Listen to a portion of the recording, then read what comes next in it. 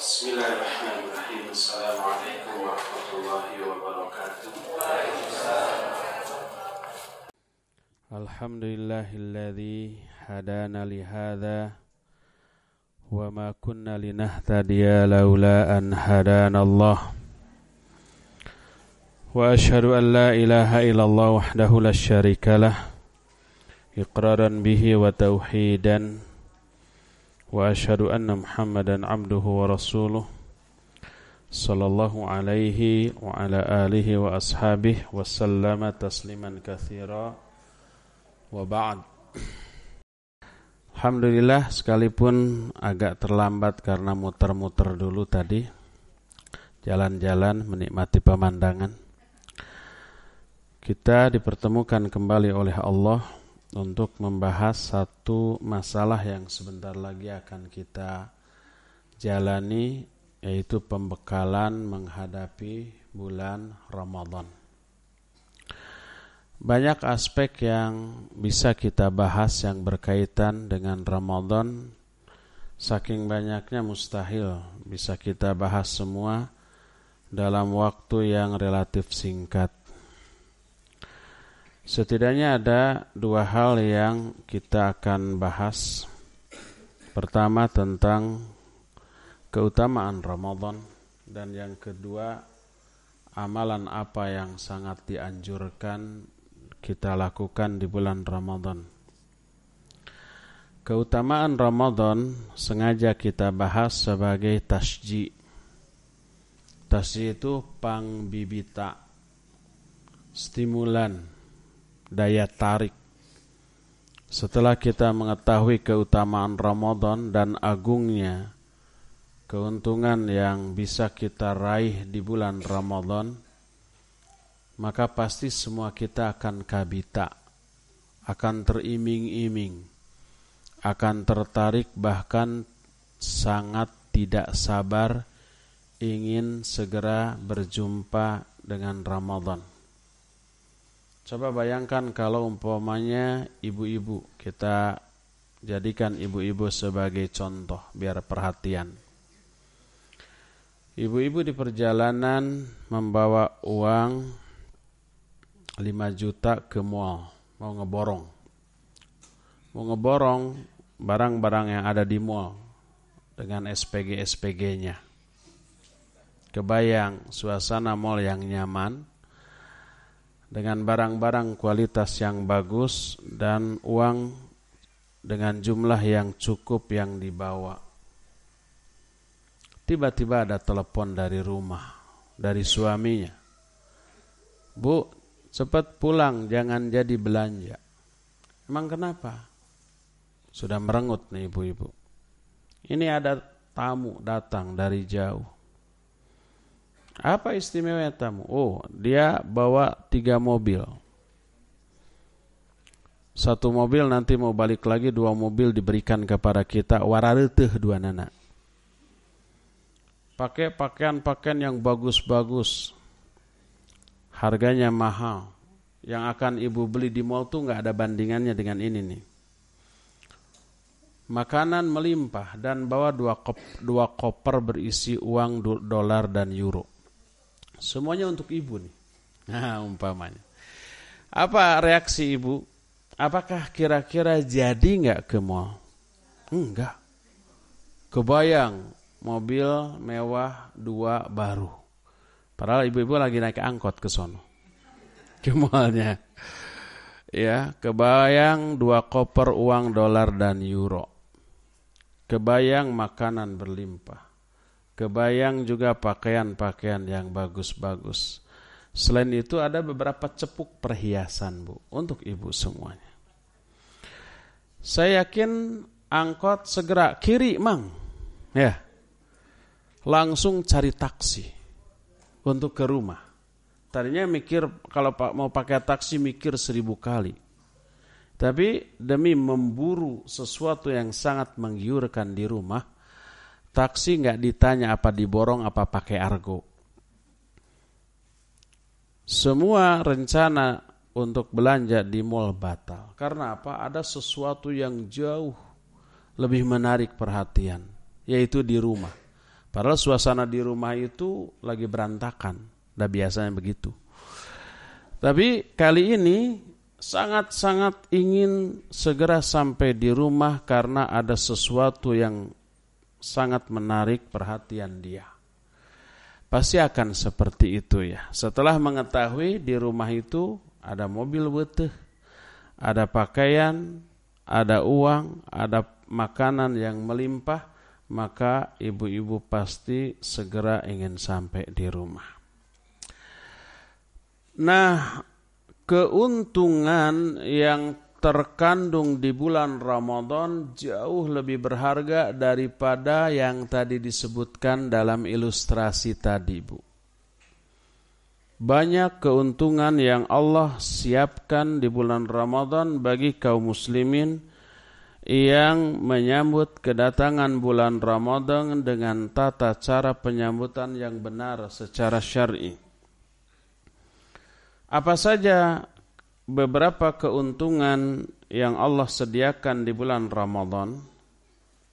Pertama, bulan Ramadan bulan dileburnya dosa, bulan turunnya ampunan, bulan dihapuskannya kesalahan, bulan disucikannya jiwa. Walaupun orang itu tidak tobat di bulan Ramadan, tapi itu dosa marurudul tina dirina, maruragan tina dirina, terhapus secara otomatis oleh berbagai macam faktor yang secara spesial menjadi penggugur dosa di bulan Ramadan.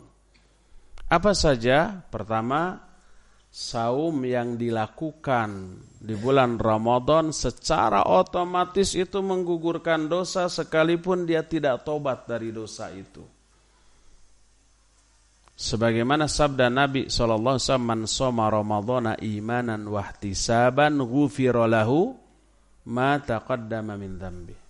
Siapa orang yang saum di bulan Ramadan dengan iman dan ihtisab, maka akan diampuni semua dosanya yang telah lalu. Kedua, saum yang dilakukan di bulan Ramadan melahirkan penderitaan.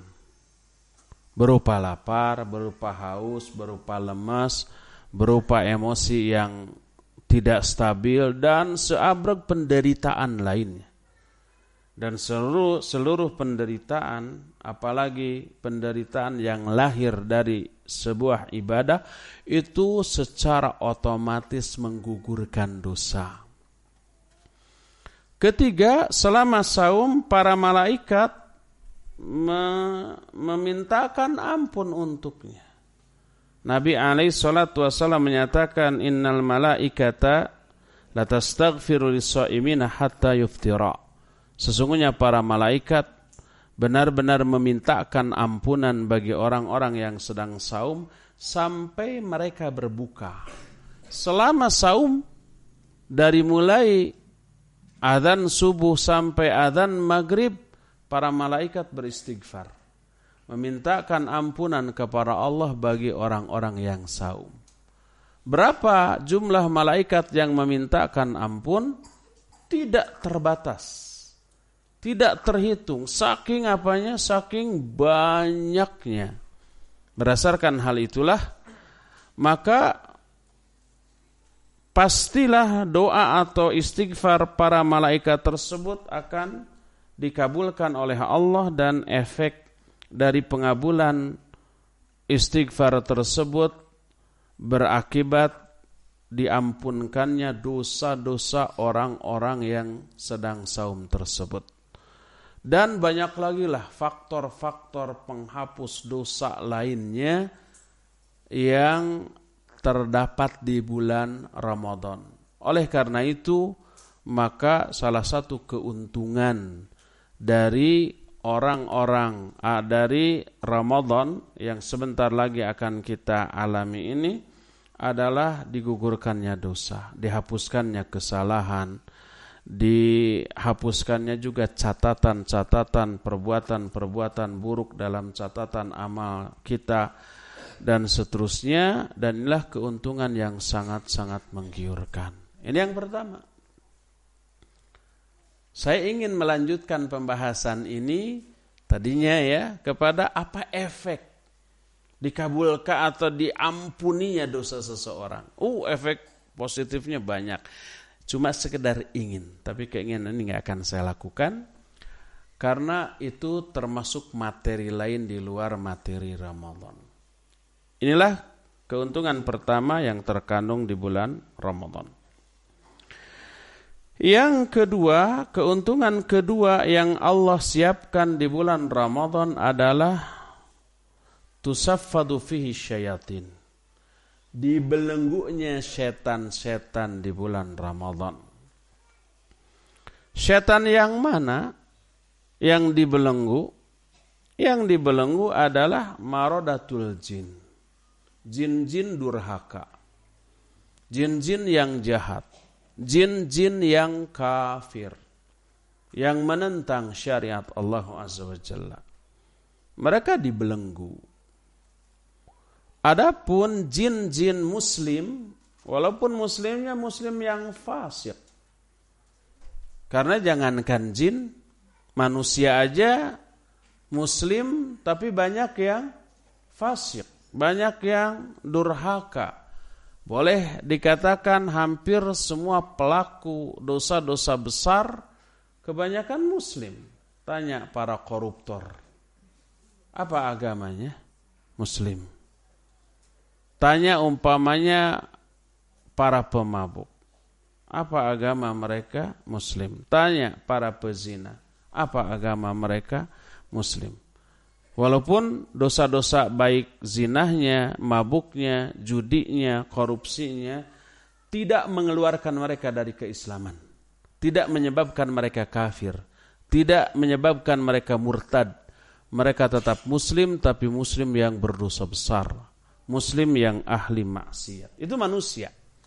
Kalau manusia saja begitu, apalagi jin. Maka jin-jin muslim sekalipun fasik, mereka tidak dibelenggu. Karena mereka juga harus ibadah, mereka harus sholat, mereka harus saum, mereka harus melakukan berbagai macam ibadah yang Allah syariatkan kepada mereka.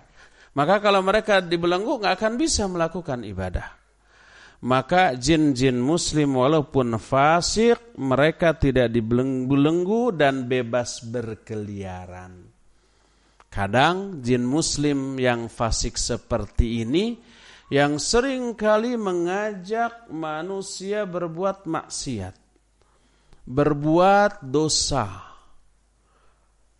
Samalah seperti manusia yang fasik mengajak kawannya untuk berbuat dosa, walaupun kawannya tersebut tadinya mau melakukan sebuah ibadah. Seorang ikhwan atau akhwat mendengar pengumuman di Roja atau ada broadcast di BB-nya atau lewat WhatsApp, SMS atau media sosial lainnya, ada pengajian di An-Nafi Dago hari Kamis pada asar, telat dikit.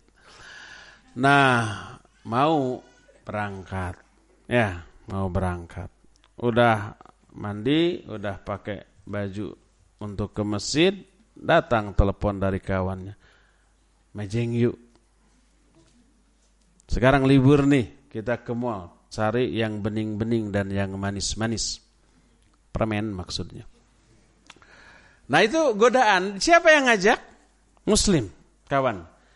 Dia bilang enggak, saya mau ngaji, ada pengajian di An-Nafi Dagon. Ngaji mah nanti juga ada, diputar lagi loh di Roja.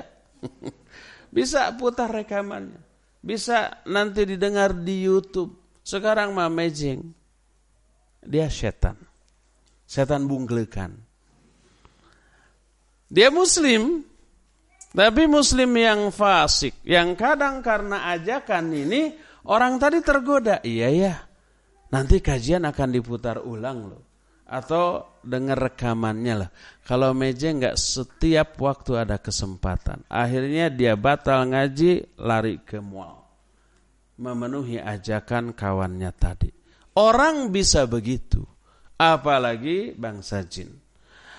Makanya Al-Imam Ibnu Qayyim Al-Jauziyah rahimahullahu ta'ala dalam kitab Miftahud Daris Sa'adah ketika menjelaskan beberapa penyebab orang terjerumus ke dalam dosa. Pertama karena godaan setan, walaupun itu setan itu baik dari kalangan jin-jin muslim yang fasik atau sesama manusia muslim yang fasik, apalagi dari jin-jin yang kafir.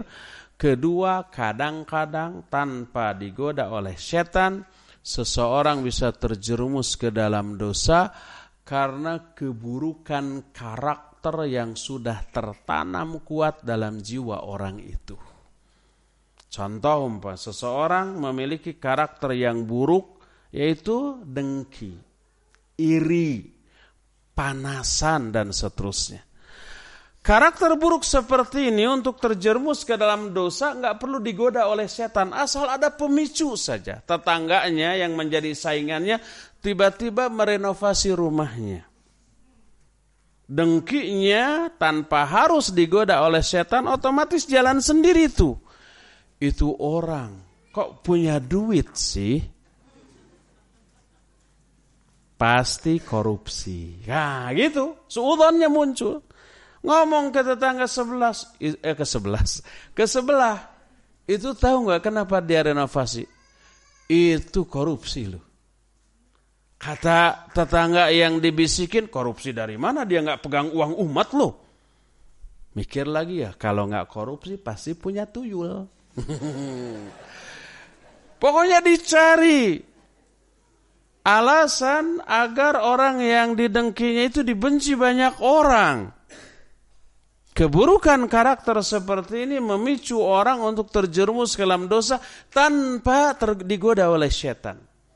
Dan selama 11 bulan di luar bulan Ramadan, setan berusaha menanamkan karakter buruk ini dalam jiwa manusia. Agar pas memasuki bulan Ramadan, keburukan karakter itu sudah berurat akar, tertanam kuat di dalam jiwa orang itu, sehingga ketika setannya nanti dibelenggu nggak bisa menggoda, maka keburukan karakter itu otomatis jalan sendiri hanya karena butuh satu pemicu kecil. Makanya kenapa di bulan Ramadan sekalipun setan-setan dibelenggu, masih ada kemaksiatan. Masih orang itu bisa terjerumus, tergoda ke dalam dosa dan kemaksiatan. Karena hal tadi, mungkin bisikan godaan itu datang dari jin-jin muslim yang fasik. Godaan itu datang dari sesama manusia muslim yang fasik. Godaan itu datang dari buruknya karakter dan banyak lagi penyebab-penyebab lain yang menyebabkan manusia terjerumus ke dalam dosa di bulan Ramadan. Cuma karena dedengkotnya, pemimpinnya, inohong-inohongnya dibelenggu, inohong itu dedengkot tadi. Maka kadar godaan di bulan Ramadan jauh lebih kecil dibanding godaan di luar bulan Ramadan. Maka kita lihat orang lebih giat ibadah di bulan Ramadan. Yang di luar Ramadan gak pernah baca Quran, Ramadan mah Qurannya dibuka setahun sekali, ikut tadarusan. Yang di luar Ramadan gak pernah ngaji, waktu Ramadan mah ikut hadir ke pengajian. Di luar Ramadan tidak pernah ke masjid, di bulan Ramadan mah orang yang jarang ke masjid pun datang ke masjid. Di luar Ramadan orang tidak pernah tahajud, di dalam bulan Ramadan mah ikut taraweh. Di luar Ramadan orang itu nggak pernah infak, nggak pernah sodakoh, nggak pernah nolong orang. Tara tutulung kanu butuh, tatalang kanu susah, tara meremaweh pada manusia, alias pelit, bakhil, koret, merengkel, cap jahe, meregehese. Saking apanya? Saking pelitnya, di bulan Ramadan mah 1000-2000 wae mah ada yang masuk ke canceling tuh ketika pengajian.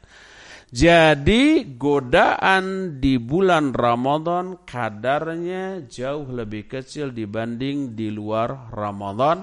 Salah satunya disebabkan karena dibelenggunya setan-setan di bulan Ramadan.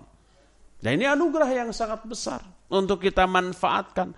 Mumpung ya serangan lawan mengendur, baik dari segi intensitas ataupun kekuatan serangan tersebut, maka kita perkuat benteng pertahanan dan kita perkuat juga fondasi iman agar begitu Ramadan usai berlalu, serangan dari setan datang lagi seperti biasa, bahkan lebih dahsyat lagi, benteng pertahanan kita sudah jauh lebih kuat lagi daripada sebelumnya. Bapak-bapak mohon maju ya, nanti yang baru datang agar ada tempat kosong di belakang. Kasihan nanti di luar. Inilah keutamaan yang kedua, yaitu dibelenggunya setan-setan. Ketiga,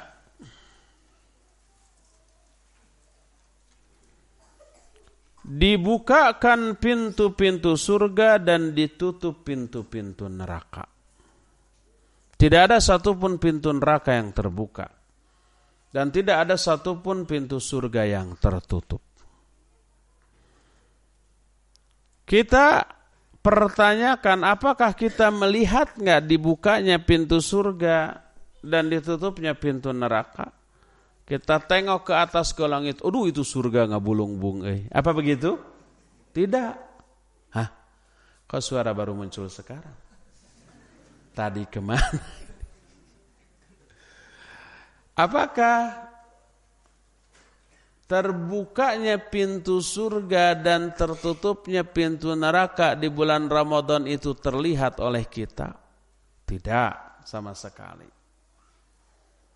Apakah tiupan angin surga yang pintunya terbuka terasa oleh kita? Enggak. Kalau terasa mau, wah wanginya surga itu luar biasa. Lalu apa makna ditutupnya pintu neraka dan dibukanya pintu surga? Dijelaskan oleh para ulama di antara Syekh Al-Bassam rahimahullah di dalam kitab Tawdihul Ahkam, Syarah Bulughul Maram. Ini beliau jelaskan di antara ketika menerangkan sebuah hadis tentang wudu. Siapa orang yang berwudu, membaguskan wudunya, lalu dia berdoa, asyhadu an la ilaha illallah wahdahu la syarika lahu wa asyhadu anna Muhammadan abduhu wa rasuluh, futihat lahu abwabul jannah ats-tsamaniyah. Akan dibukakan bagi dia 8 pintu surga bagi orang itu. Apa maknanya?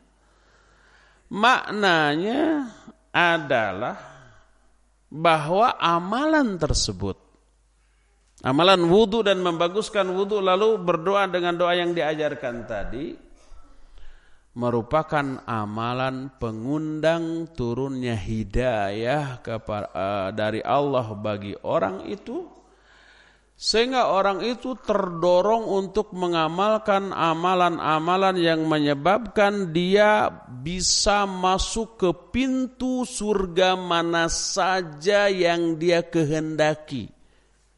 Ada pintu surga khusus bagi ahli sholat, ada pintu surga khusus bagi ahli jihad, bagi ahli sedekah, bagi ahli amar ma'ruf nahi munkar. Ada pintu khusus bagi orang-orang yang saum yang disebut dengan pintu apa? Royan. Ahli saum hanya bisa masuk surga melalui pintu royan. Ahli salat hanya bisa masuk surga melalui pintu salat dan seterusnya. Kalau seseorang dia ahli salat, dia ahli saum, dia ahli jihad, ahli sedekah dan seterusnya, maka dia boleh memasuki surga melalui pintu mana saja yang dia kehendaki. Oleh karena itu makna hadis tadi, siapa yang berwudu lalu membaguskan wudunya, lalu dia berdoa dengan doa tadi, dibukakan baginya 8 pintu surga, maknanya orang itu akan diberi hidayah oleh Allah sehingga dia menjadi ahli salat, ahli saum, ahli jihad dan seterusnya, sehingga dia boleh memasuki pintu yang terbuka tadi bagi dirinya. Oleh karena itu di bulan Ramadan dibukakan seluruh pintu surga yang 8. Maknanya apa? Maknanya adalah diturunkannya hidayah dengan jumlah yang sangat banyak kepada manusia, sehingga manusia itu terdorong dengan dorongan yang lebih kuat dibanding di luar Ramadan. Untuk apa? Untuk melakukan ibadah, untuk menjauhi segala macam kemaksiatan, untuk melaksanakan apa yang Allah perintahkan dan menjauhi apa yang Allah larang. Maka pernyataan Rasul alaihi salatu wassalam bahwa di bulan Ramadan dibukakan seluruh pintu surga, ditutup pintu neraka, mengisyaratkan mudahnya dan banyaknya curahan rahmat dan hidayah Allah kepada kaum muslimin di bulan tersebut. Dan ini terbukti. Apa buktinya? Real, nyata. Masjid-masjid di bulan Ramadan penuh, gitu ya. Tempat maksiat selama di bulan Ramadan mah ditutup, tidak boleh ada yang terbuka. Restoran-restoran ditutup juga, kalau toh ada yang dibuka juga disyaratkan harus ditutup pakai gordeng gitu kan. Dan seterusnya. Ini menunjukkan efek dari dicurahkannya hidayah Allah kepada manusia. Seperti yang saya tadi kemukakan, orang yang tidak pernah ke masjid di luar Ramadan, di bulan Ramadan ikut tarawih. Orang yang tidak pernah saum sunnat di luar Ramadan, di bulan Ramadan ikut saum.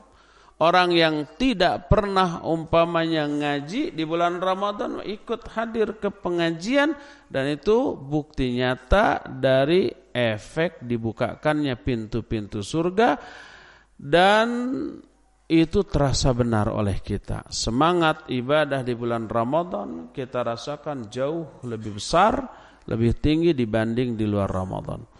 Adapun ditutupnya pintu neraka, maknanya adalah selaras dan sebagai takkid dari dibelenggunya setan. Dorongan untuk bermaksiat jauh lebih kecil. Dorongan untuk melakukan dosa-dosa jauh lebih kecil. Karena apa? Daya tarik neraka di bulan Ramadan ditutup.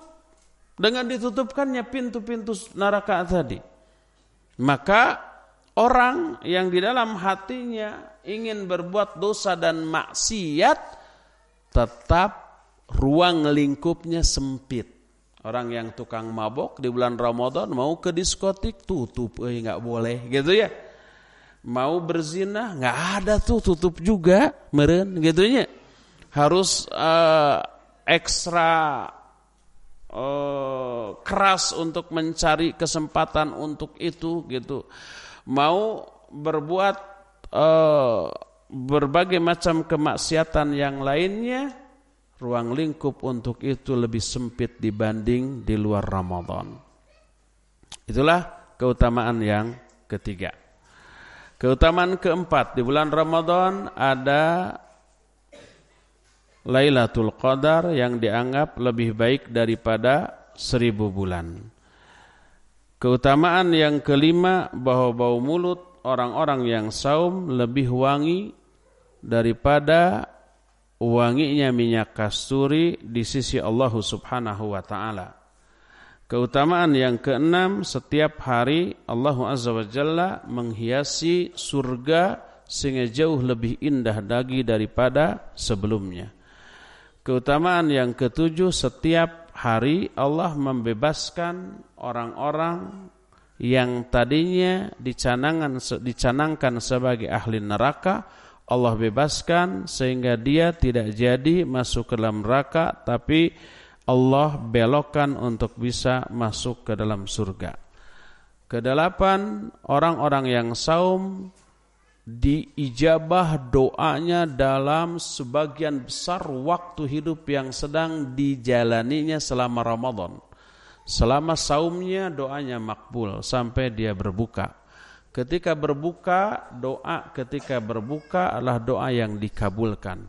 Ketika sahur adalah doa yang dikabulkan. pada tengah malamnya, maka walaupun di luar Ramadan, tengah malam merupakan saat yang mustajab untuk berdoa, apalagi di bulan Ramadan. Maka bulan Ramadan merupakan bulan dikabulkannya doa, dan banyak lagi keutamaan yang lainnya yang terkandung dalam bulan Ramadan. Itu saya sebut poin-poin tanpa penjelasan yang lebih rinci karena akan habis waktunya untuk itu. Cindekna, pendeknya, ringkasnya, bulan Ramadan adalah bulan yang pikabitaeun. Bulan yang menggiurkan. Bulan yang menjanjikan banyak iming-iming real, nyata dan pasti. Bulan Ramadan adalah bulan dengan segudang keagungan, keutamaan, keuntungan yang akan menyebabkan seorang muslim berbahagia kehidupannya dunia dan akhirat dan terhindar dari kebinasaan. Poin pertama dianggap beres. Keuntungan-keuntungan Ramadan secara ringkas. Masuk ke poin kedua. Apa yang harus kita lakukan di bulan Ramadan agar seluruh keuntungan Ramadan yang tadi disebutkan bisa kita raih? Jangan sampai Ramadan tidak ada bedanya dengan bulan-bulan lainnya. Ramadan bulan pengampunan dosa, tapi dosa kita utuh. Masuk bulan Ramadan, kita menjalani Ramadan ala kadarnya, keluar Ramadan dosa kita utuh. Tidak diampuni sedikit pun. Bahaya. Apa bahayanya? Bahayanya dijamin orang itu celaka. Kenapa? Karena didoakan oleh dua makhluk termulia sejagat. Satu malaikat yang paling mulia, yaitu malaikat Jibril, dan diaminkan oleh manusia termulia sejagat, yaitu Nabi SAW. Suatu saat beliau naik ke atas mimbar. Yang dimaksud naik ke atas mimbar karena kana mimbaru Rasulullah sallallahu alaihi wasallam thalatha darajat. Qama fi tsaniyah wa qa'ada ala tsalitsah. Mimbar Nabi sallallahu alaihi wasallam itu 3 tingkat. Tilu tetet celean. 3 apa tetet celean teh? 3 tangga, 3 anak tangga. Beliau suka berdiri di tangga yang kedua ketika khutbah dan duduk di tangga yang ketiga. Jadi kalau naik ke atas mimbar artinya betul kakinya menginjak anak tangga mimbar. Itulah mimbar Nabi sallallahu alaihi wasallam. Ini bukan mimbar, ini podium. Beda antara podium dengan mimbar. Nabi sallallahu alaihi wasallam naik ke atas mimbar. Setelah berdiri di atas tangga kedua di mimbar tersebut, beliau menyebut amin, amin, amin 3 kali. Para sahabat kaget.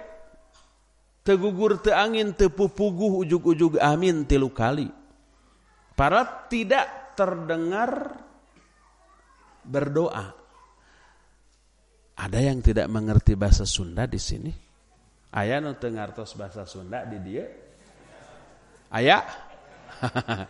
Kacian. Di Bandung enggak ngerti bahasa Sunda. Maklum, ustad kampung turun ke kota. Jadi bahasa Sundanya ke bawah-bawah. Jadi Nabi ujuk-ujuk berdoa, ujuk-ujuk mengaminkan 3 kali, amin, amin. Para sahabat nanya, alama amanta ya Rasulullah. Apa yang engkau aminkan wahai Rasulullah? Kata beliau, ja'ani Jibril faqala. Barusan datang kepadaku Jibril lalu dia berkata, Kita tidak akan membahas 3 jenis doa yang diaminkan dengan 3 amin tadi. Kita hanya salah satu, 2 lagi terlalu panjang untuk kita bahas. Waktunya enggak cukup. Padahal poin yang harus kita bahas masih banyak.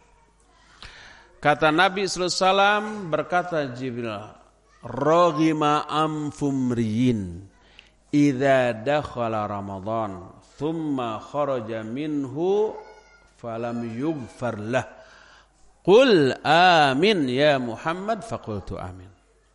Kata Jibril, celaka seseorang. Raghima anfumriyin itu, raghima anfun itu ada kotoran menclok di hidungnya, dan itu kehinaan yang luar biasa. Binasa, hina, terazab orang itu dengan azab yang menghinakan. Raghima anfumriyin, terhina seseorang, celaka, binasa seseorang. Siapa? Idza dakhala Ramadan. Dia masuk ke bulan Ramadan. Menjalani Ramadan ala kadarnya, sama dengan di bulan-bulan lainnya. Tsumma kharaja minhu wa lam yughfar lah. Lalu dia keluar dari bulan Ramadan dalam keadaan dosa-dosanya tidak diampuni. Sing cilaka tah nu kitu patut teh. Sing hina, biar hina itu orang, biar celaka, biar binasa. Ini doa malaikat Jibril bagi yang demikian. Kata malaikat Jibril, "Qul," katakan amin oleh Muhammad. Lalu Nabi sallallahu alaihi wasallam mengatakan amin. Ini salah satu amin dari Nabi sallallahu alaihi wasallam mengaminkan doa malaikat Jibril yang isinya doa kecelakaan, kebinasaan, kehinaan bagi orang-orang yang tidak mampu memanfaatkan Ramadan sebagai momen untuk membersihkan jiwa dari dosa. Padahal seperti yang saya jelaskan tadi, sekalipun di bulan Ramadan kita tidak tobat, dosa itu tetap berguguran karena faktor-faktor penghapus dosa lain selain tobat. Saumnya menghapus dosa, ya. Adanya doa atau istighfar dari para malaikat. Kemudian penderitaannya di bulan Ramadan juga menghapus dosa. Kemudian saum itu sendiri merupakan hasanat. Hasanat itu kebaikan, dan Allah menyatakan innal hasanat yudhibnas sayyiat. Kebaikan-kebaikan itu bisa menghapus dosa, menggugurkan dosa. Jadi tanpa taubat itu dosa itu berguguran dengan sendirinya. Makanya kacidak teuingnya, sungguh kebangetan, keterlaluan bila seseorang keluar dari bulan Ramadan dalam keadaan dosa-dosanya utuh tidak diampuni. Celaka orang seperti itu. Itu doa malaikat Jibril diaminkan oleh Nabi sallallahu alaihi wasallam, 2 makhluk termulia sejagat. Berdoa dengan isi doa yang sama kepada Allah Azza wa Jalla, pasti dikabulkan. Maka binasalah, hinalah, celakalah orang yang dosanya tetap utuh sekeluarnya dia dari bulan Ramadan. Ya. Berdasarkan hal itulah maka jangan sampai kita seperti itu. Kita harus keluar dari Ramadan itu dalam kondisi yang baru, yang jauh lebih baik daripada kondisi sebelumnya. Asalnya ada bibit-bibit kufur dan syirik, bersih jadi murni iman dan tauhid. Asalnya ada bibit-bibit bid'ah, bersih jadi sunnah. Asalnya maksiat jadi taat. Asalnya buruk jadi baik. Asalnya bengkok jadi lempeng. Itu produk dari Ramadan. Sekarang bagaimana caranya agar demikian? Nah, isilah Ramadan dengan hal-hal berikut ini. Pertama, tentu saja isi bulan Ramadan itu dengan saum. Karena itulah ibadah pokok yang secara spesial Allah syariatkan di bulan Ramadan. Saum. Dan di dalam saum terkandung banyak sekali keuntungan dan keagungan. Pertama, saum itu menggugurkan dosa. Kedua, saum itu menyebabkan seseorang dimasukkan ke dalam surga. Ketiga, saum itu menyebabkan seseorang itu akan dijauhkan dari api neraka. Dan dalil tentang masalah itu banyak. Datang seorang sahabat, "Ya Rasulullah, dullani ala amalin adkhulu bihil jannah." Ya Rasulullah, tunjukkan kepadaku satu amalan yang menyebabkan aku bisa masuk surga dengan amalan itu. Apa kata Nabi SAW? "Fa'alaika bisyam la mithlalah." Maka kalau begitu kamu harus saum, karena saum itu ibadah yang tiada bandingnya. Dan banyak dalil lain yang isinya senada. Adapun dalil yang menyatakan saum bisa menyelamatkan seseorang dari api neraka, ini juga banyak. Saya akan kemukakan satu poin, satu hadis saja. Dalam Sahih Muslim, Nabi SAW menyatakan, "Man soma yauman fi sabilillah, ba'adahu Allahu minan nari kama ba'ada bainas samawati wal ard." Siapa orang yang saum sehari saja, ini sehari saja, Allah akan jauhkan antara orang itu dengan neraka seperti dijauhkannya antara langit dan bumi. Ini menunjukkan bahwa saum salah satu penyebab seseorang diselamatkan dari api neraka. Sehingga Nabi SAW dalam hadis lain menyatakan, "Asyamu junnatun yastajinnu bihil amdu minan nar." Saum itu perisai. Seorang hamba melindungi dirinya dengan perisai itu dari api neraka. Oleh karena itulah, maka saum merupakan sebuah ibadah agung yang keuntungannya berlimpah apabila dilakukan oleh seorang muslim, terlebih kalau saum itu dilakukan di bulan Ramadan. Yang pertama saum. Kedua, al-qiyam. Qiyam maksudnya adalah bahasa kita nama tarawih. Qiyam itu maksudnya melakukan sholat malam di bulan Ramadan. Dan sholat malam di bulan Ramadan fungsinya juga menggugurkan dosa-dosa sebelumnya. Kata beliau, "Man qama Ramadana imanan wahtisaban ghufira lahu ma taqaddama min dzambi." Siapa orang yang melakukan qiyam Ramadan, tarawih, dengan iman dan ihtisab. Iman artinya membenarkan syariat Ramadan dan qiyam tersebut.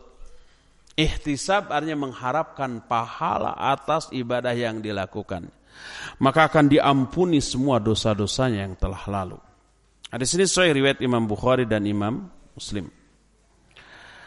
Berkata Aisyah radhiyallahu anha, "La tada qiyamal lail fa inna Rasul sallallahu alaihi wasallam kana la yad'uhu wa kana idza marida aw kasala shalla qa'idan."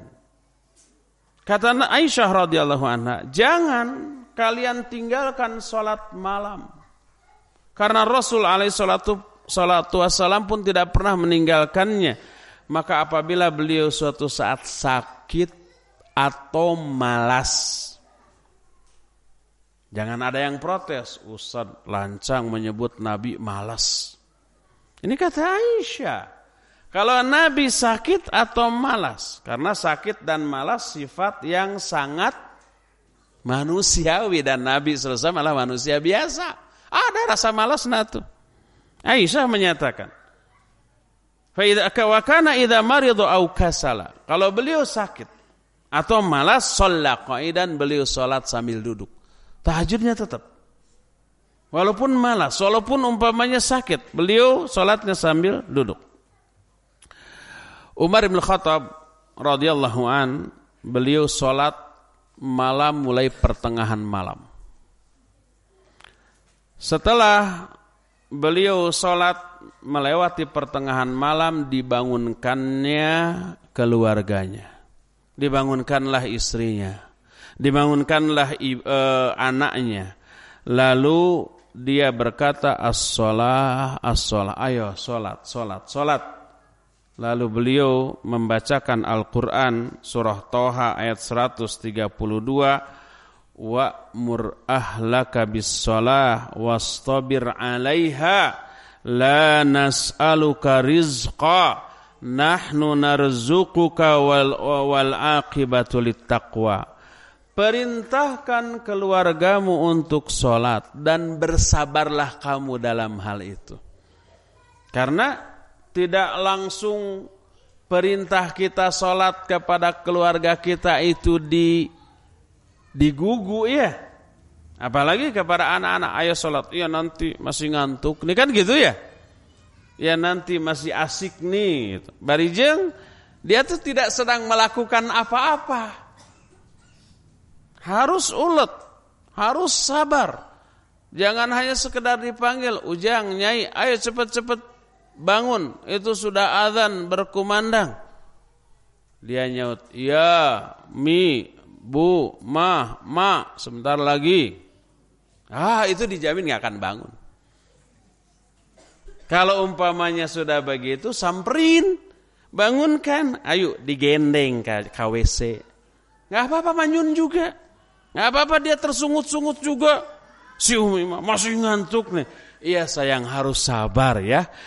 Perangi ngantuk ini, maka kamu akan menjadi orang yang hebat kelak. Kalau umpamanya rasa ngantuk ini tidak bisa kamu kalahkan, bagaimana kamu bisa mengalahkan godaan lain yang jauh lebih berat daripada ngantuk ini? Sekarang latihan dulu dari memerangi godaan kecil yaitu ngantuk. Ayo kejam. Bila perlu sampai di di WC masih diem gitu ya. Ambilkan air, cipratkan ke wajahnya. Dia marah, enggak apa-apa. Si mama ini lagi dingin. Ya enggak apa-apa, sabar. Begitu. Itu kalau anaknya masih TK atau SD. Kalau sudah mahasiswa, sudah SMA masih begitu mah ulah di TK kata.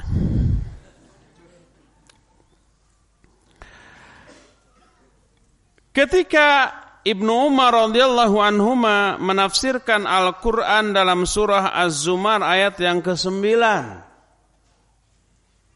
Allah berfirman dalam ayat itu, amman huwa qanitun ana al-laili sajidan wa qa'iman yahdharul akhirata wa yarju rahmata rabbih. Mana sih yang lebih baik? Orang yang hanya duduk tidak ibadah, atau orang yang kunut sepanjang malam?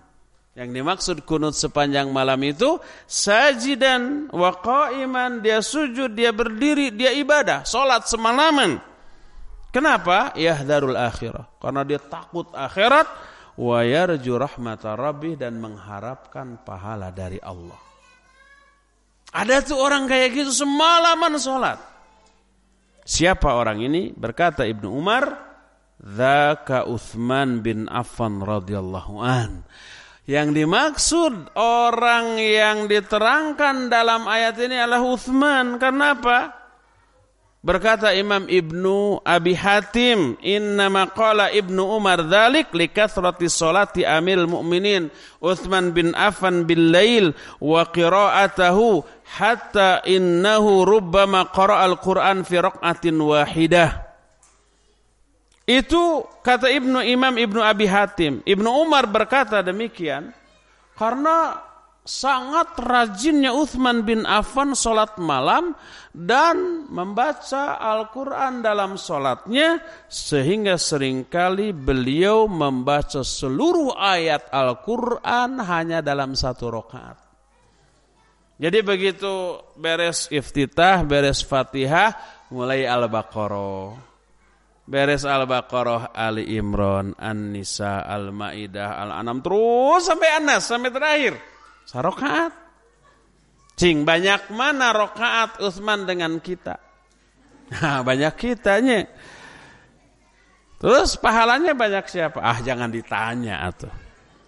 Enggak setai kuku tai kukunya asan kita mah ya. Itu Utsman bin Affan radhiyallahu anhu begitu. Imam Malik dalam kitab Al-Muwatta beliau berkata, adraktu as-salafas salih idza ra'aul imam qara'a surat al-baqarah fi 8 rakaat ra'au annahu qad khaffafa wa farrata.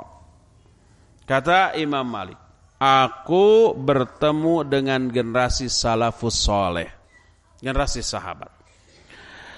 Apabila mereka melihat imam dalam sholat tarawih atau qiyamul Ramadan membaca Al-Quran, membaca surah Al-Baqarah dibagi menjadi 8 rakaat, mereka protes. Karena apa? Ini imam enteng banget melalaikan sholat. Masa Al-Baqarah cuma dibaca dalam 8 rakaat? Padahal Al-Baqarah berapa jumlahnya? 286 ayat. Kalau umpamanya dibagi 8 rakaat, 286 bagi 8. Kira-kira berapa ayat? Kira-kira 40 kali 8 berapa? 32 ya, 35 ayat satu rakaatnya. Itu diprotes. Enteng teuing, citel eta mah. Teu karasa meni ganggarateun. Ganggarateun itu ya belum puas sudah selesai itu. Kita yang biasa makan sekali makan satu piring yang muncugug gitu ya. Suatu saat cuman ada 3 suap. Begitu beres 3 suap teh kutap ketap keneh. Itu namanya apa? Ganggarateun. Masih kepingin sudah habis. Dan itu yang biasa nikmat ya. Jadi para sahabat kalau Al-Baqarah dibaca dalam 8 rakaat protes. Enteng itu. Ini imam telah melalaikan sholat. Saya yakin kalau ada imam zaman sekarang baca Al-Baqarah dalam 8 rakaat, saya juga yakin diprotes itu. Ya. Tapi beda. Protesnya karena apa? Kelamaan besoknya nggak akan ada lagi yang ikut. Ini imam sok pamer mentang-mentang hafal surah Al-Baqarah. Dibaca semuanya dalam 8 rakaat. Kan begitu ya. Ganti imamnya besok, jangan begitu. Yang hanya hafal kulhu aja lah. Itu favorit. Itu laku. Lalu bagaimana atuh salatnya para sahabat di bulan Ramadan? Diceritakan oleh Sa'ib bin Zaid. Kanal qari yaqra'u bil mi'atain, yakni mi'atai ayat hatta kunna na'tamida 'alal 'asha min tulil qiyam. Qala wa ma kanu yansarifuna illa indal fajr. Imam di kalangan kami saat itu membaca dalam 1 rakaat 200 ayat. 1 rakaatnya. Sehingga masing-masing kami banyak yang bersandar kepada tongkatnya masing-masing karena lamanya berdiri. Dan mereka tidaklah bubar dari sholat kecuali menjelang fajar. Jadi begitu tahu besok itu akan lama, kan tadi malam lama tuh, besok lama, bukannya kapok, bawa tongkat untuk bersandar. Kalau cangkel, kalau pegel gitu ya, bersandar mereka itu. Dalam 1 rakaat mereka membaca sampai 200 ayat. Kenapa mereka demikian? Karena tergiur oleh keutamaan dari qiyamul Ramadan yang tadi disebutkan menggugurkan seluruh dosa, ya, menghadirkan mengundang banyaknya pahala yang sangat melimpah, keridhaan Allah, rahmat Allah, keselamatan dan kebahagiaan abadi di akhirat kelak, dan itu yang memotivasi mereka untuk bisa sabar berlama-lama dalam melakukan qiyamul Ramadan. Kalau kita mah jarang yang setengah jam juga ya. Rata-rata walaupun banyak yang 23 rakaat, tapi 15 menit beres tuh. Karena Al-Fatihahnya 1 nafas. Dan rakaat kedua sebelum baca Al-Ikhlas kan biasanya begitu. 23 rakaat 15 menit beres. Capek. Capeknya karena apa? Ngebut cepat, bukan capek karena pegel gitu ya. Tidak heran kalau dahulu begitu 2 rakaat pertama salam, maka para sahabat istirahat dulu, babatak heula gitu ya. Ngalempengkeun heula cangkeng, nguliat heula. Setelah fresh lagi, lalu mereka bangkit lagi berdiri 2 rakaat lagi. Setelah itu istirahat dan seterusnya. Karena sholat malam itu sering diselingi dengan istirahat, maka disebutlah dengan sebutan tarawih. Berasal dari kata roha. Roha itu istirahat. Tarawaha artinya sebuah kegiatan yang sering diselingi dengan istirahat, maka disebutlah dengan sebutan tarawih. Tapi kalau dalam hadis diistilahkan dengan sebutan qiyam Ramadan. Adapun tarawih adalah istilah yang dikemukakan oleh generasi yang berikutnya sampai ke zaman kita sekarang. Namun sekalipun di zaman kita sekarang ini tidak selama di zaman sahabat, tapi pahala yang Allah berikan sama dengan pahala sholat semalam suntuk. Sholatnya cuma setengah jam. Pahala yang Allah berikan sama dengan sholat semalam suntuk. Sebagaimana sabda Nabi SAW dalam hadis yang diriwayatkan oleh ashabus sunan dengan sanad yang sahih, man qama ma'a imamihi hatta yansarifa kutiba lahu qiyamul lailah. Siapa orang yang melakukan qiyamul Ramadan bersama imam sampai selesai, akan dicatatkan bagi orang itu pahala sholat semalam penuh. Sholatnya cuma setengah jam, pahalanya sama dengan sholat semalam suntuk. Maka jangan tinggalkan tarawih. Jangan tinggalkan qiyamul Ramadan secara berjamaah di masjid.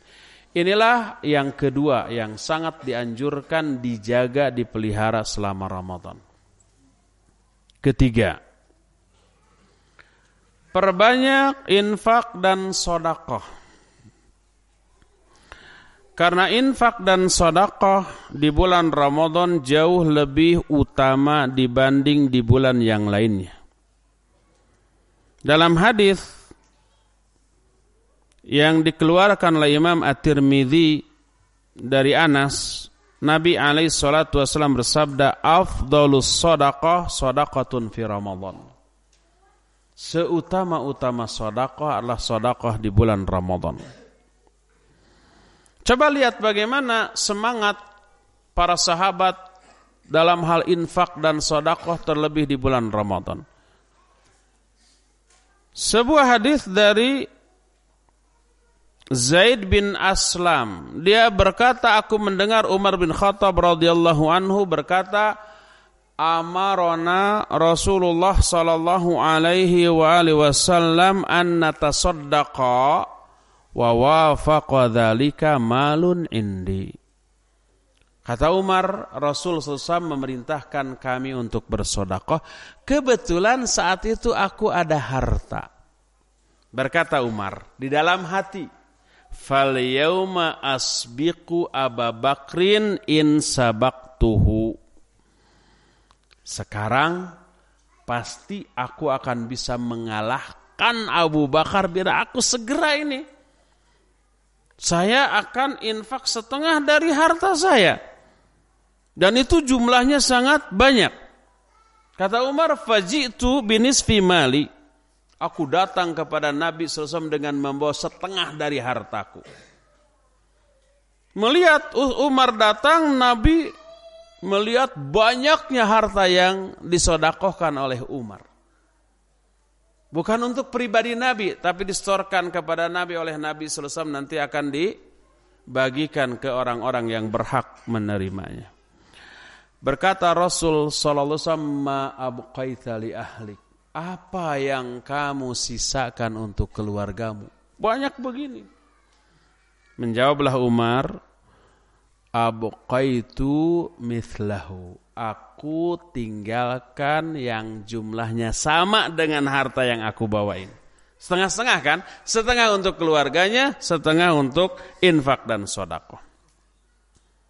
Dia terima. Faja'a Abu Bakrin bikulli ma indahu. Tiba-tiba datang Abu Bakar dengan membawa seluruh harta yang dimilikinya. Kalau Umar kan cuma setengahnya. Abu Bakar semuanya. Nabi lebih kaget lagi. Lalu ditanyakan, ma abqaita li ahlik? Apa yang kamu sisakan untuk keluargamu? Apa kata Abu Bakar? Abqaitu lahumullah wa rasulah. Aku tinggalkan bagi mereka cukup Allah dan Rasulnya saja. Melihat begitu, Umar fair. Mengakui kekalahannya, kata Umar, la usabikuka ila syai'in abadan. Aku tidak akan pernah menang melawanmu dalam hal apapun, dalam hal kebaikan apapun. Kalah deh. Sportif dia. Tidak banyak alasan. Kalau umpama sepak bola mah tidak menyalahkan wasit, tidak mengatakan itu supporternya aja terlalu terlalu garang, tidak menyalahkan lapangnya, renjul, enggak. Sportiflah kalah. Umar bin Khattab menyatakan, aku tidak akan pernah menang melawanmu dalam melakukan kebaikan sampai kapanpun. Lihat semangat mereka dalam berinfak. Ini ada seorang sahabat namanya Tolha bin Yahya bin Tolha. Tolha anak Yahya, Yahya anak Tolha. Asal liurnya. Yahya anak Tolha anak Yahya, Yahya anak Tolha. Karena kakek dan cucu namanya sama-sama Tolha. Tolha yang kakek itu sahabat. Punya anak namanya Yahya. Yahya punya anak, anaknya dinamai juga Tolha, seperti kakeknya. Itu salah satu wujud kebanggaan loh kepada ayahnya. Nama ayahnya diberikan kepada anaknya. Sehingga cucu dengan kakek ini namanya sama. Di kita kan saya belum pernah dengar tuh. Ada namanya Agus ya, punya kakek namanya juga Agus, jarang. Kalau kakeknya cucunya Agus, biasanya kakeknya Ujang paling.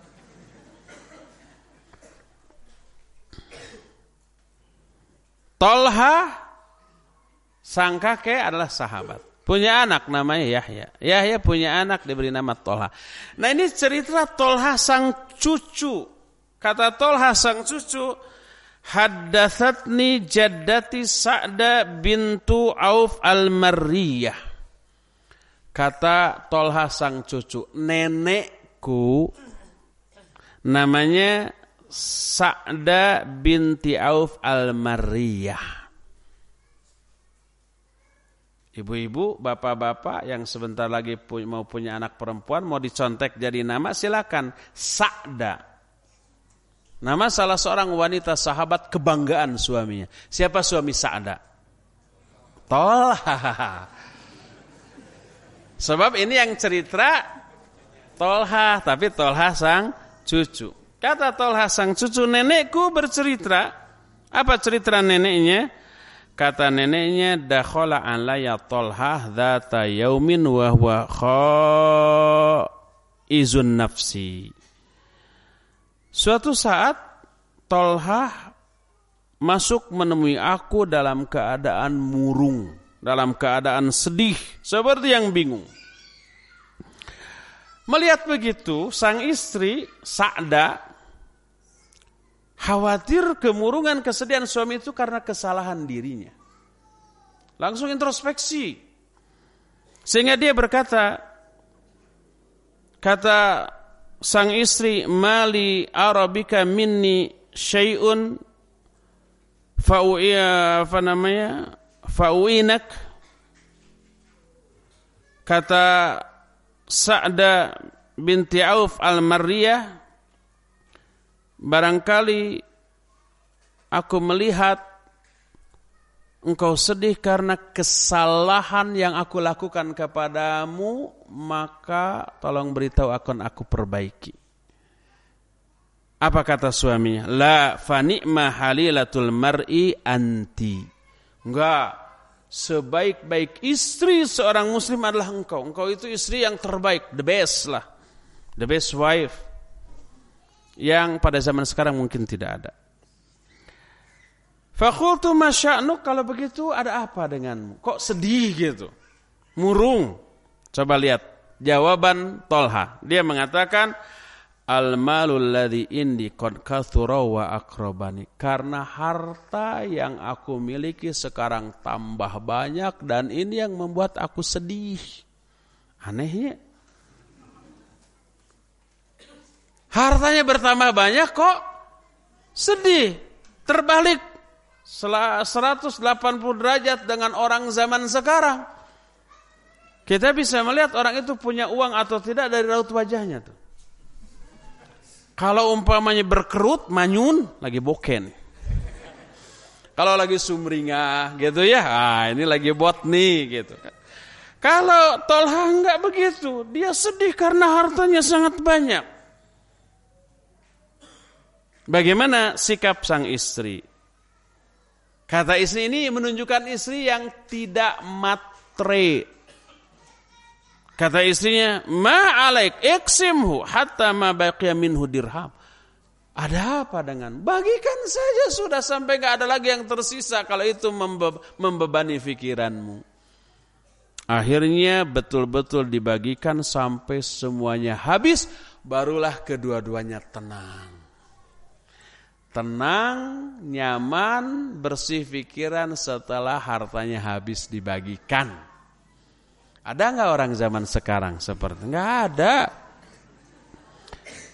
Biasanya orang tenang itu kalau umpamanya ya rekening di banknya penuh gitu ya.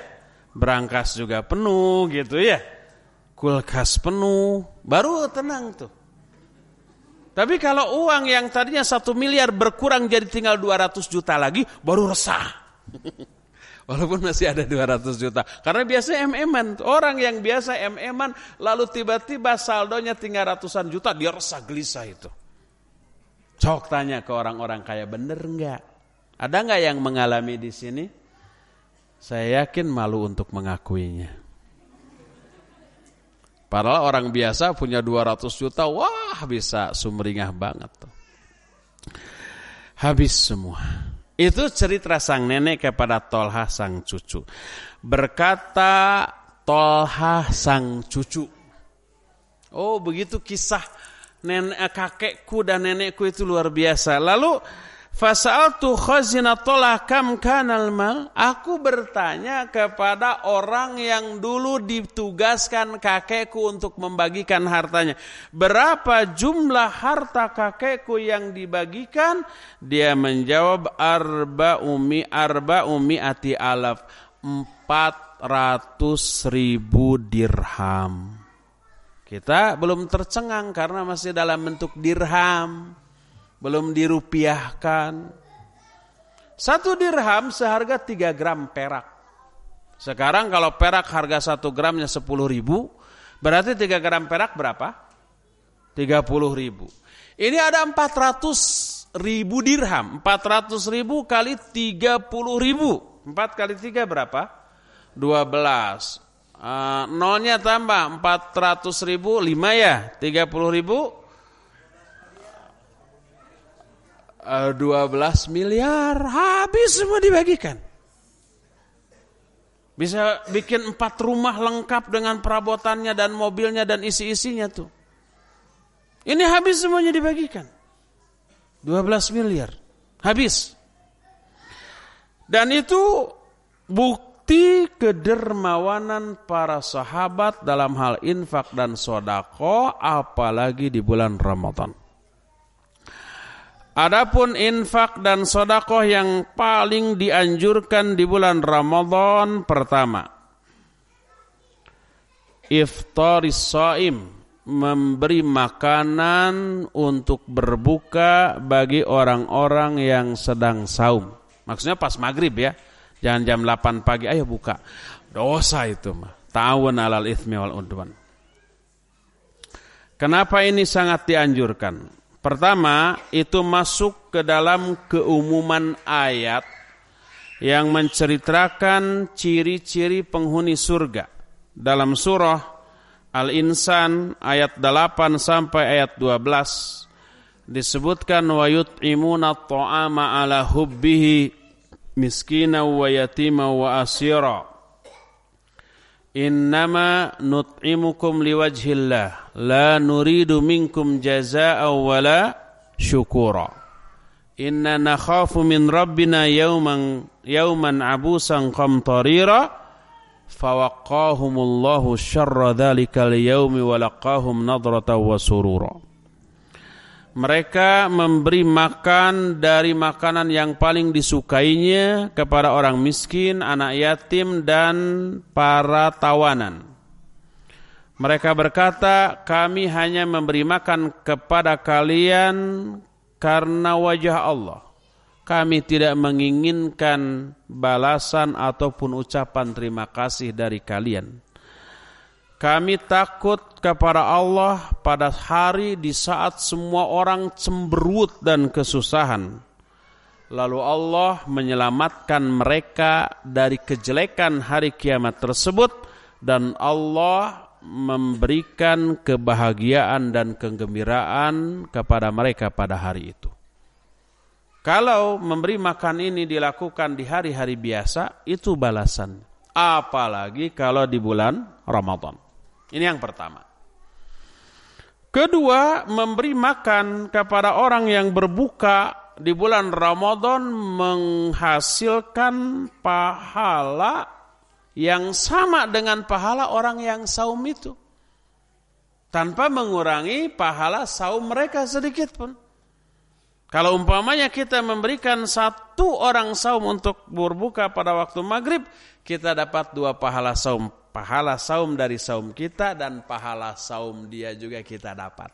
Tanpa mengurangi pahala saum orang itu sedikit pun. Bayangkan kalau kita memberi makan kepada 10 orang, 100 orang.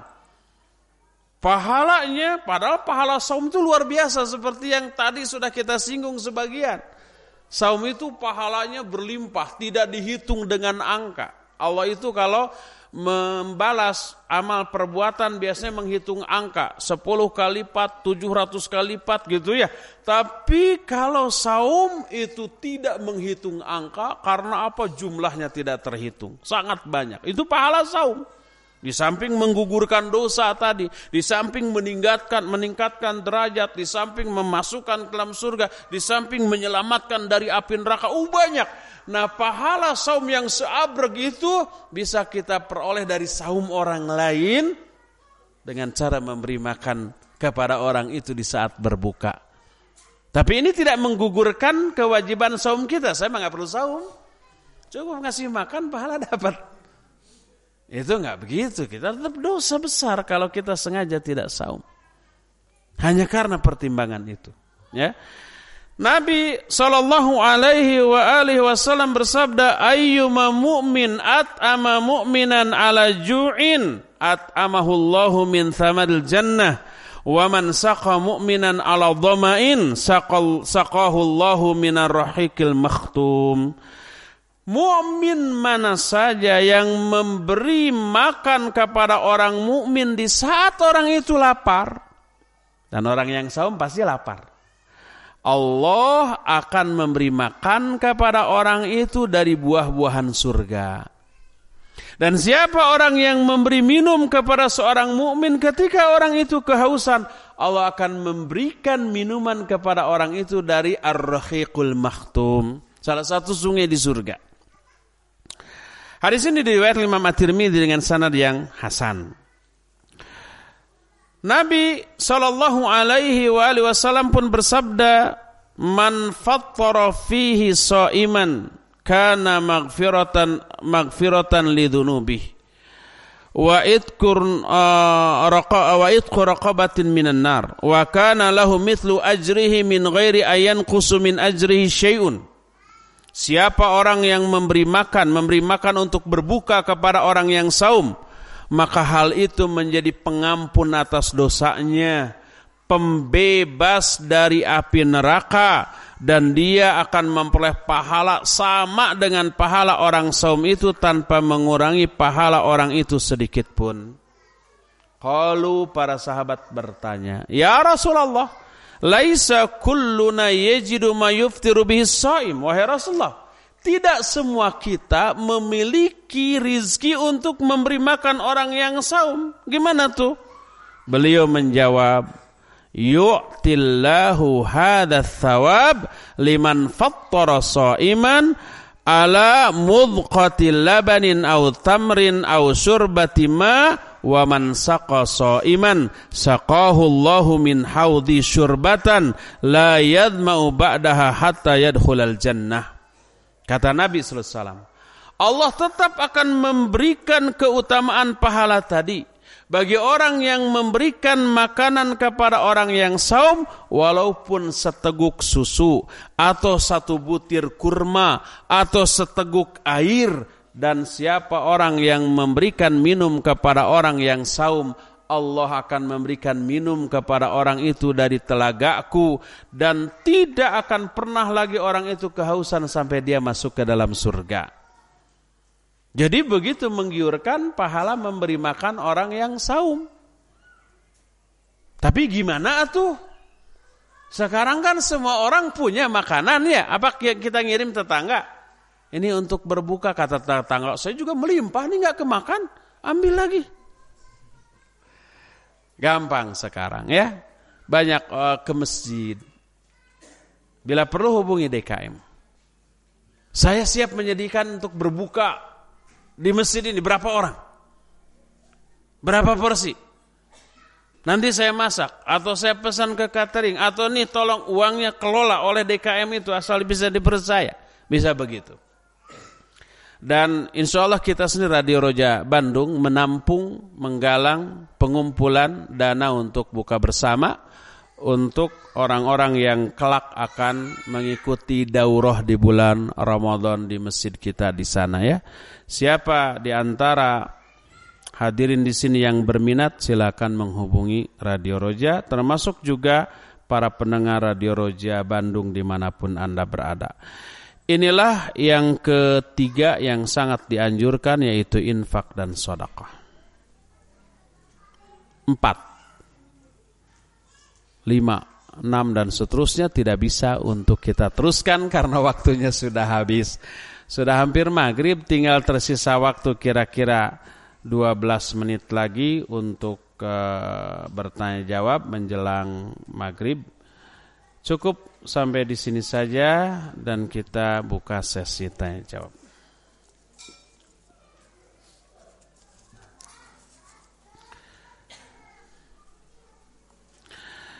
Pak Ustadz, mohon dijelaskan batasan seseorang infak berlebihan, dan bukankah ada larangan dalam Al-Quran seorang infak secara berlebihan?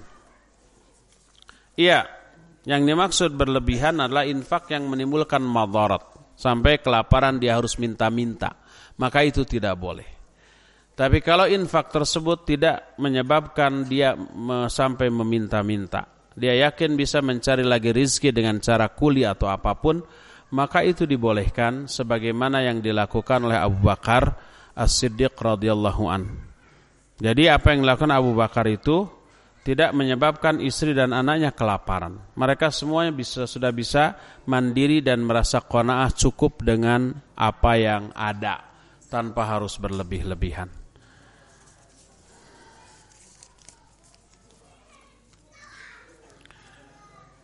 Assalamualaikum. Waalaikumsalam. Ustaz, ana pernah melihat salah satu jamaah yang sedang sholat tarawih dan imamnya baca surat panjang banget. Jamaah itu tadi pegang mushaf, ngabandungan meren, kurang deh, ngabandungan si imam. Apa boleh jamaah tersebut sholat tarawih sambil megang mushaf serta ngabandungan? Syukron. Boleh, tapi mafdul. Itu tidak membatalkan sholat. Tapi dari satu sisi mafdul, kurang utama. Kenapa kurang utama? Karena dia melakukan gerakan di dalam sholat yang bukan gerakan sholat. Tapi dari sisi lain ada keutamaan yaitu dia lebih menghayati, tidak ngantuk dan tidak melamun, ya. Dibolehkan secara syar'i. Dan kalau umpamanya kita sholat di Masjidil Haram, di Masjid Nabawi, sholat taraweh gitu, kita melihat banyak orang yang seperti itu. Wallahu a'lam. Memberi makan apakah yang dihitung pahala makanan yang pertama kali dimakan pada saat buka atau yang termasuk makanan-makanan lain ketika berbuka? Iya, dalam rangka berbuka aja. Baik airnya, kolaknya, cendolnya, kurmanya, apalagi kalau umpamanya sampai kenyang mereka, satu porsi. Hitung berapa satu porsi? 20.000. Saya untuk 1.000 porsi. Nih 20 juta. Umpamanya. Bagus seperti itu. Pak Ustadz mau saran? Mau, sok. Bagaimana kalau kajian Sabtu pindah pagi hari atau pindah ke daerah Cimahi? Sigana mah orang Cimahi ya teh. Sarannya ditolak. Sabtu pagi saya ada jadwal di Jakarta, jadi nggak bisa. Dan kalau dipindah ke Cimahi yang protes yang orang Bandung nanti. Kata orang Bandung, adakan aja sendiri di Cimahi di hari lain.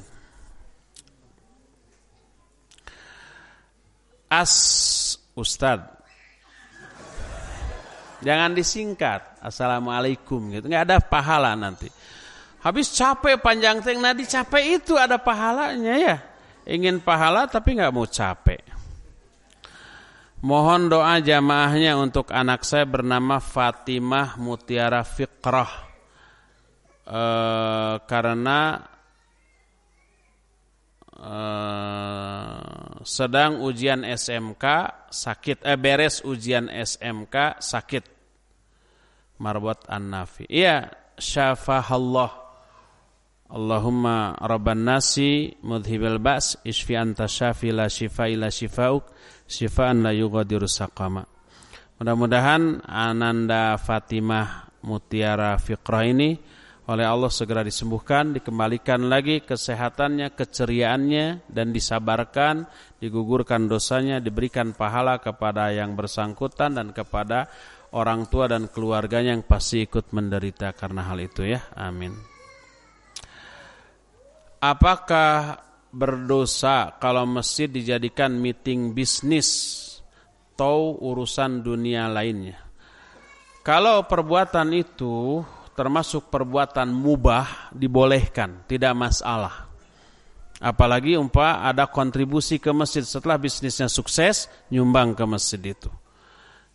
Jadi yang terlarang hanyalah perbuatan-perbuatan yang terlarang secara syar'i, maka baik di masjid atau di luar masjid tidak dibolehkan. Kecuali kalau ada larangan khusus seperti berjual beli atau mencari barang hilang. Kalau bisnisnya tersebut menyangkut transaksi, menyangkut publikasi atau iklan produk dalam bisnis tersebut, maka tidak boleh dibicarakan di dalam masjid. Karena itu berkaitan dengan aktivitas jual beli yang terlarang dilakukan di masjid. Baik harga, penentuan harga, termasuk adu tawar, termasuk cara mempublikasikan, maka tidak boleh dilakukan di dalam masjid. Ada keterangan bahwa kita menghormati orang kaya karena kekayaannya akan hilang yang agamanya. Ada keterangan bahwa kita menghormati orang kaya karena kekayaannya akan hilang yang agamanya. Apakah keterangan tersebut sahih atau tidak? Ulangi. Ada keterangan bahwa kita menghormati orang kaya karena kekayaannya, akan hilang yang agamanya. Naonnya maksudnya? Apakah keterangan saya tidak? Wallahu alam, saya tidak tahu. Karena kalimatnya aja saya tidak paham. Salah tergabung dalam salah satu bisnis. Tergabung dalam salah satu bisnis MLM. Saya merenya. Tapi dia salah nulis, salah. Apakah secara syariat halal atau haram? Haram, tidak boleh. Alasannya panjang. Tapi sudah banyak fatwa tentang hal itu. Karena sebagian ada yang mengatakan halal dan ada yang mengatakan haram. Yang benar B, haram. Alasannya panjang. Salat sunnah taraweh yang betul sunnah 22 atau 44. Dua-duanya betul, tapi yang lebih afdal adalah 22. Karena Nabi SAW menyatakan afdalu qiyamil lail mathna mathna. Seutama-utama qiyamil lail adalah 22. Apabila kita baca Quran dalam masjid dengan suara keras lagi ada yang salat sunnah, boleh tidak? Tidak boleh dan berdosa. Karena apa? Mengganggu orang yang sedang salat. Terakhir, bagaimana hukumnya sholat berjamaah diimami oleh bacaan Qur'annya masih terbata-bata, sementara makmum ada yang lebih fasih bacaannya. Sah atau tidak? Sah, tapi imam dosa. Dia tidak boleh jadi imam kalau dia melihat ada orang yang lebih baik bacaannya daripada dirinya. Kalau dia memaksakan diri, maka setiap kesalahannya adalah dosa bagi imam, kecuali kalau dia yang terbaik di antara yang ada. Yang lain lebih buruk lagi, lebih parah lagi, maka itu tidak apa-apa. Tapi kalau di belakang ada yang lebih baik, dia berdosa. Kalau merubah niat tidak jadi dosa dikarenakan tidak pas dengan hati apabila diimami oleh bacaannya yang terbata-bata. Nggak boleh, teruskan aja sebagai makmum, kita teruskan, nanti dosanya tanggungan imam. Ya, idza asabu falakum walahum wa idza akhtau falakum wa alaihim. Kalau imam itu benar, pahala bagi imam, pahala bagi kalian. Kalau imam salah, pahala bagi kalian, dosa atas imam, ya. Ya, cukup sampai di sini, sebentar lagi adzan maghrib. Subhanakallahumma bihamdik asyhadu an la ilaha illa ant astaghfiruka wa atubu ilaik. Walhamdulillahirabbil alamin. Wassalamualaikum warahmatullahi wabarakatuh.